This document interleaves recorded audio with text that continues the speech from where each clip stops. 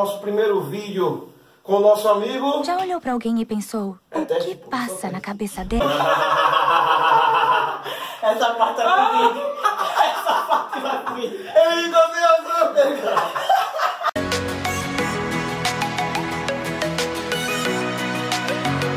Fala aí, seus cabeçudos. Aqui quem fala é o Jackson Cabeça, no canal de Cabeça. O nosso vídeo de hoje vai falar um pouco da Copa do Brasil, essa competição que esse ano vai trazendo uma premiação extraordinária que está mexendo com a cabeça dos clubes, beleza? Então vamos fazer o seguinte, vamos analisar confronto a confronto, falando um pouquinho do jogo de ida e as expectativas para o jogo de volta, beleza? Então galera, vai logo deixando o like, vai se inscrevendo no canal e vamos curtir o vídeo, beleza? Então vamos para o primeiro confronto que a gente vai falar um pouquinho. O primeiro confronto que a gente vai citar é Corinthians e Chapecoense. O jogo aconteceu na Arena Corinthians. Próximo jogo é dia 15 na Arena Condá. Beleza? Então vamos conversar um pouco sobre esse confronto. Meu querido Éricles, o que é que você achou desse confronto aí? Cara, eu achei esse jogo bem morno. Assim, o Corinthians fez o gol com o Romero logo cedo. E depois ficou naquele jogo que o Corinthians normalmente faz. Se defender primeiro para contra-atacar com eficiência. Porém, a Chapecoense também é um time que gosta desse modelo de jogo e não tem muita qualidade técnica para chegar à frente. Então, até que acontece que, puxando o gancho no que ele falou, o Corinthians ele teve mais posse de bola no jogo, ele chutou mais a gol. Só que é aquela coisa, o time da Chape é aquele time que prefere deixar que o outro time jogue. Todos nós vemos isso no Campeonato Brasileiro, já não é de hoje, já tem um tempo que a Chape prefere deixar que o adversário jogue, a bola é sua, meu cara, faça o que você quiser. E o Corinthians também tem muito dessa virtude. Então, o que é que acontece? Já projetando aqui para um futuro jogo de volta, agora no dia 15, cara, é muito mais fácil você pensar que o jogo é lá, a obrigatoriedade de jogar é da Chapecoense. A Chapecoense vai ter que buscar o jogo, tá jogando em casa e perdeu o primeiro confronto. E isso vai deixar o jogo aberto para contra-ataques do Corinthians, contra-ataques rápidos, apelando ali para o meio campo, Pedrinho principalmente. E a gente vai ver como é que vai ficar esse desenrolar desse jogo. Para a Chapecoense, admito, meus caros, que é uma situação bem complicada. Velho, eu acho que o momento da Chape não é bom. A Chape, não sei se eu estou falando besteira, mas talvez a Chape tenha voltado ali a ser um time que luta contra o rebaixamento, ainda que não caia, mas a Chape está voltando todos os olhares dela para a Copa do Brasil, vai ser um salvar a temporada, porque ainda que a Chape não chegue na final, mas a semifinal já dá um dinheiro legal para o time. Então acho que nesse segundo confronto a Chape vai jogar na cautela, mas sabendo que o Corinthians também vai jogar naquele esquema Carille e Tite de segurar o empate ali, como bem o Éricles disse. Então acho que o segundo confronto o Corinthians passa, mas vai ter que roer muito osso ali para conseguir. Próximo confronto, Santos e Cruzeiro. O primeiro jogo foi lá na Vila Belmiro. O Cruzeiro ganhou com o gol do Raniel. Segundo confronto será dia 15, próxima quinta-feira, às 7h30 da noite, no Mineirão. Vamos falar desse confronto um pouquinho. Éricles, o que é que você achou? Foi a estreia do técnico Cuca, né? Cuca Santos, da família Beludo. Cuca da família Beludo. Incrivelmente, o Santos jogou melhor do que o Cruzeiro. O Santos jogou melhor do que vinha jogando. O Cruzeiro vinha naquela má fase. Antes do jogo da Libertadores contra o Flamengo, ele vinha numa má fase que não estava jogando bem. O Santos jogou melhor, mas o estilo Santos. A correria, bola longa, bota os moleques para correr para um lado, porque não existe meio campo, O Cuca até tentou mexer, tirou o Vitor Ferraz da lateral e botou o Vitor Ferraz no meio campo para tentar dar uma qualidade no meio campo, porém não foi suficiente. Lembrando que o Gabigol perdeu um gol inacreditável. Gabi sem gol. Gabriel Barbosa. Gabriel Barbosa, porque aquele tipo de gol não dá para perder. E assim, cara, o Santos ele teve 60% de posse de bola, se olhando as estatísticas do jogo, chutou mais um gol, só que, cara, é aquela coisa, chute sem ofensividade, sem qualidade, não dá. Quando teve a chance, o Santos jogou bem, teve boa chance, já começou aquele estilo Cuca-Bola, a gente vai... Vamos ver o Santos do Cuca aí, muita gente falando aí, o Santos vai cair no Brasileirão, cara, o Santos não cai no Brasileirão, cravou aqui agora, o Santos não cai. Tem muitos times Também ainda acho. inferiores ao Santos, tipo, jogando uma bola inferior e com um elenco inferior. O Santos está chegando agora a reforços, Brian Ruiz, etc. Então eu acredito que o Santos não cai. E nesse confronto, cara, o Santos não foi tão mal. Foi 1-0. Novamente, quem decide o jogo? Quem? Raniel. Raniel sai do banco, faz a substituição, mano, tira o Barcos, bota o Raniel entra, correria, pô, faz gol. Também foi assim no jogo contra o Flamengo. Não fez o gol, mas ele inflamou o jogo de uma maneira. Esse menino joga demais, ele tem que se titular logo. E o que é que acontece? Acho que para levar pro Mineirão esse resultado aí de 1-0, acho que não dá não, hein, cara. Acho que não dá não. Na minha opinião, esse Cruzeiro é o Cruzeiro copeiro do Mano Menezes, né? O Mano Menezes que é um cara copeiro. E o Mano sabe jogar quando se trata de Copa. Ele sabe armar o time, ele sabe atrair jogo, ele sabe liquidar a fatura em primeiro jogo. Claro que não está liquidado, mas assim, você sente, pelo até o jogo da Libertadores que o Cruzeiro fez contra o Flamengo, né, recentemente, o Cruzeiro sabe jogar uma Copa, o Cruzeiro sabe jogar com a bola no pé e sem a bola no pé.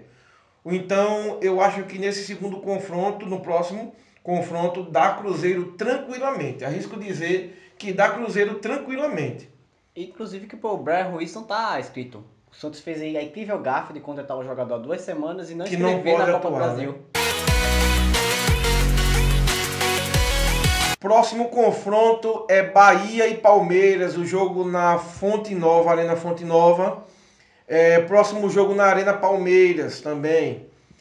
Vamos falar desse confronto. E aí, meu querido, o que é que achaste? Esse jogo foi o jogo cara Filipão. Esse foi o único jogo do Palmeiras cara Filipão depois que o Filipão chegou. Porque é aquela bola quebrada pro centroavante conseguiu uma casquinha pra aí sim iniciar a jogada. O Palmeiras nesse jogo, se não me engano, ele levantou mais de 50 bolas pro Davidson, que era o centroavante atual, para ligar de casquinha. Essa característica mudou bastante desde a entrada do Borja no time, que não tem essa característica tão forte como o Davidson. Então, o jogo foi ruim. O Bahia foi muito melhor superior ao Palmeiras. E eu acho que esse é o único jogo que está em aberto. E assim, cara, até pensando que não foi ainda o Filipão, né? Foi o auxiliar dele, mas o que é que acontece? Esse foi aquele jogo, cara, muito cara de 0-0. O jogo estava em aberto, teve momentos que o Bahia estava jogando muito superior ao Palmeiras. O Bahia chega, cara, o Zé Rafael, ele... Tanto que, né? Acabou Zé Rafael que o Palmeiras... Pelo Palmeiras. Porque o Zé Rafael ele é um meia... Cara, ele é muito bom jogador. O time do Bahia, com ele, cresce bastante. E o que é que aconteceu nesse jogo? O Bahia chegou, o Bahia teve chance, só que o Bahia não teve força. Até que a gente chegou no lance capital do jogo, né? E o lance capital do jogo tá o pênalti. Sim, foi pênalti. Foi pênalti, muito pênalti. Mas não era pênalti para vermelho, né? Foi o que aconteceu. O Daronco voltou atrás para revisar o pênalti e para revisar, na verdade, o cartão, que não deveria ter sido um vermelho e não foi. Ele voltou atrás com o respaldo do Voaden e deu amarelo, né, para o Gregório, que fez com que no segundo jogo ele possa ter condições de jogo. Na minha opinião, o Filipão, né, que chegou arrumando a casa, colocou o Davidson no ataque. A torcida do Palmeiras está revoltada com isso, não quer o Davidson no ataque. Mas o Filipão também copeiro, a gente sabe o copeiro que ele é.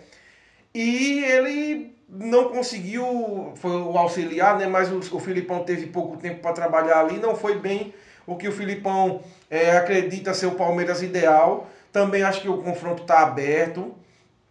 Bahia pode levar assim lá na Arena Palmeiras, será um fato histórico. Graninha vai entrar para o Bahia, isso vale muito para um time de segunda prateleira ali, não é segunda linha, é segunda prateleira, não faz parte dos ricos ali. Então acho que eu não vou arriscar, mas eu digo que Palmeiras passa com bastante dificuldade ou ali morrendo, tirando o coração pela boca.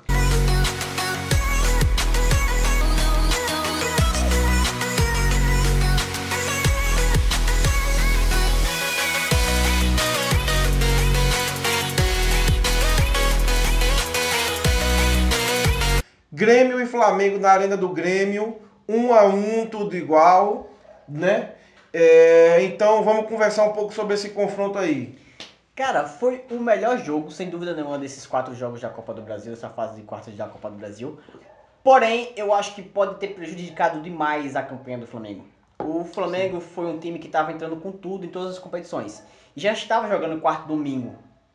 E já estava um pouco debritando cansado. Sabia dessa porra antes da Copa do Mundo, né? Que ia enfrentar um agosto. E aí, ele não agosto só maluco. Um agosto de 9 jogos, mas tipo uma sequência de 5 jogos que você vai jogar em alto nível em todos eles. Que é Grêmio, Cruzeiro, Grêmio. E sem falar, além do nível E dos Cruzeiro confrontos, além do nível dos confrontos das próprias competições, Copa do Brasil, Brasileirão, onde era o líder antes desses confrontos, antes da parada para a Copa e Libertadores, você pega um elenco do Flamengo que não é assim, um elenco tão jovem, né, cara? Você tem uma zaga com Hever, você tem Diego Alves, não conta que goleiro geralmente não tem um esforço muito grande, né? Mas você tem Diego Alves, você tem Diego, e o que é que acontece? O time ele fica pesado, sabe? Tem jogador do Flamengo, cara, que, por exemplo, o Diego mesmo, na hora de recompor para marcar, é nulo. É quase nulo. Quando ele chega com tanta vontade que faz uma falta, toma um carrinho. Já o Grêmio, nesse jogo, com licença os comentários aqui, meus caros, mas o esquema tático que o Grêmio montou é aquele time do Grêmio que, cara, pode voltar a dar frutos aí. Porque perder Arthur é muito difícil. Perder o Arthur é muito complicado. Uma ótima solução. O Luan ainda não tá jogando o que ele jogou na Libertadores. Sentiu mais falta do Arthur nesse jogo aí. Sim. Sentiu mais falta do Arthur nesse jogo, porque o Flamengo ele cresceu absurdamente no segundo tempo. Primeiro tempo foi muito pau a pau, teve ali o Flamengo jogando melhor em alguns trechos, mas o segundo tempo o Flamengo foi para cima e foi um jogo, uma grande atuação do Flamengo, posso dizer assim. Mas o Flamengo nesse jogo ficou bem claro que não sabia o que estava priorizando, porque ele sabia que estava antes da Copa do Mundo, como eu disse, ele sabia que ia ter um agosto difícil e foi de titulares nesse confronto, foi de titular no Campeonato Brasileiro, foi de titular de novo na Libertadores. Contra o Grêmio no Brasileiro não foi totalmente titular, né? Tiveram quatro reservas. Mas, porra, você sabia, você tá vendo o Grêmio entrando com reserva, você tá vendo o Cruzeiro entrando com reserva. Palmeiras muita grana. E perdeu pros reservas do Grêmio. Exatamente, e acabou perdendo. Porque é o seguinte, pô, é questão de planejamento. Você tava me dizendo uma coisa antes ali que foi interessante. Não deveria ser assim, mas aqui no Brasil, assim, você tem que priorizar uma competição. Você tem que priorizar 2 ou 3. Priorizar 2 competições e abrir mão totalmente de uma. Né? Então, assim, pô, você tá ali a 1 ponto atrás do São Paulo. Tava na frente nessa época. Tava na frente na época, mas hoje o Flamengo tá 1 ponto atrás de São Paulo. Será que em um ponto, aumentando para 4, aumentando para 5, será que se você abrir mão um pouquinho em agosto, será que não dá para recuperar depois com o elenco que o Flamengo tem? Será que o São Paulo vai bater em todo mundo como o São Paulo tá batendo? Alguma hora o São Paulo vai oscilar. Eu acho que o Flamengo deveria abrir mão no Brasileiro, colocar reservas no jogo de amanhã, colocar os reservas, né, para jogar contra os reservas do Cruzeiro. Dá para ganhar sim, né? Dá para jogar de igual para igual e tentar nesse jogo de volta, porque eu acho, como eu estava até comentando, que esse jogo de volta é o jogo que vai, digamos, dar uma aliviada na temporada do Flamengo, porque depois desse jogo, vamos dizer que o Flamengo perde a classificação para o Grêmio. Aí tem Brasileiro depois. Tem Libertadores, onde o resultado é muito pior. Pode ver, a sequência do São Paulo é boa, são contra times que não estão tão bem. A gente pode falar disso no outro vídeo. Mas assim, o São Paulo dispara, o Flamengo, quem ganha o empate no Brasileiro, é eliminado da Copa do Brasil. Na outra quarta tem Cruzeiro com a vantagem de 2-0. Você tem que fazer um milagre lá no Mineirão. Perdeu o Libertadores também. E o Brasileiro com 4 pontos atrás, 5 pontos atrás do São Paulo, embalado, com um grande time, com o Everton que o Flamengo perdeu. Olha, na minha opinião, eu sei que até é louco falar isso, mas a prioridade para mim seria a Copa do Brasil. Por quê? É muito mais fácil você levar pro Maracanã 1-1 com o Grêmio, do que você na situação hoje, né? Do que você Porque lutar 2-0 no Mineirão. Isso é muito difícil. A Libertadores, é claro, óbvio, é o desejo de consumo de todo clube. Até mesmo o Grêmio que acabou de ganhar. Olha quantos anos que o Flamengo ganhou o título de relevância internacional. Pra mim, isso pra mim é uma questão hoje real do Flamengo. 1-0 pro Grêmio lá não é um resultado ruim. É um puta resultado. Sim, claro. Pra levar pra casa é um ótimo resultado. 1-1. Não, 1-0. 1-0 pro Grêmio. 1-0, né? Se fosse 1-0. O que acontece? O que pode acontecer? Pra mim é possivelmente real. O Flamengo empatou com o Grêmio, perdeu pro Grêmio, perdeu a liderança do campeonato, perdeu pro Cruzeiro, praticamente eliminado da Libertadores, porque eu não acredito que vai conseguir virar. Também não. Se perder pro Cruzeiro no final de semana... Eu não acredito que vire. Se perder pro Cruzeiro no final de semana... Você vai ter vários resultados seguidos sem vitória. E aí vai pegar o Grêmio descansado, com sangue nos olhos pra ganhar.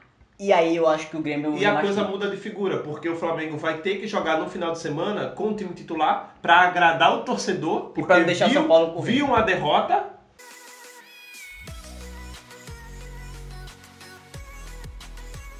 Vamos agora para o palpitômetro de cabeça. Depois que a gente analisou os confrontos de ida, vamos agora, de uma forma simples e clara, dizer quem avança e o resultado do confronto que a gente acha que vai dar. Não é isso? Então, para o primeiro confronto que a gente analisou, Corinthians e Chapecoense. Éricles. 0-0. Corinthians 0-0, Corinthians passa, né? Isso. Mohamed. A Chape vai sair pro ataque. Acho que esse jogo na Arena Condá, né? Corinthians faz 1-1 nesse jogo aí e ganha. Corinthians passa. Passa no agregado. Eu vou apostar 1-0 Chape. Vai para os pênaltis e o Corinthians passa. Vamos lá. Segundo confronto, Cruzeiro e Santos no Mineirão. Primeiro jogo, Santos e Cruzeiro. 1-0 para o Cruzeiro. 1-0 Cruzeiro. 3-0 Cruzeiro. Eu acho que será 2-0 Cruzeiro. Cruzeiro passa numa boa. Pô, a gente tá cagando mesmo no Santos, mas tudo bem. Velho. Printa, galera do Santos aí, printa a tela pra vocês. Printa o meu rosto aqui, ó, falando, porque aí vocês vão vir me cobrar depois. Porque eu falei o quê? 3-0 Cruzeiro, não tô botando fé nenhuma no Santos. Uhum. Agora sem David Braz, então... Apesar que vocês não estão muito confiantes no David Braz, mas tudo bem. Terceiro confronto, Bahia e Palmeiras. Quer dizer, Palmeiras e Bahia, o jogo é lá na Arena Palmeiras. Esse pra mim é o jogo mais complicado, mas eu fico assim, vai depender muito do que o Filipão fizer. Porém, eu acho que vai Bahia. Quanto? Bahia 1-0. Bahia 1-0 dentro da Arena Palmeiras? Dentro da Arena Palmeiras. Puta que pariu. Arena Ananias, né? Cara, dá Palmeiras. E eu acho que o Palmeiras tem tudo pra levar essa Copa do Brasil, inclusive. Acho que o Filipão ele veio com o Palmeiras participando de 3 competições, Brasileirão, Libertadores e Copa do Brasil. Pelo menos um dos 2 mata-mata o Filipão vai levar. Tá jogando de código, né? Já chegou assim? Já chegou assim, cara. Quanto você acha que vai ser o jogo? Acho que dá uns 2-1 aí. 2-0, Palmeiras. Com convicção, porra. Com convicção, 2-0 Palmeiras. Eu acho que o Palmeiras passa também. Acho que vai ser um confronto apertado. 1-0 Palmeiras. Palmeiras avança. Naquele jogo bem copeiro também. Bem copeiro.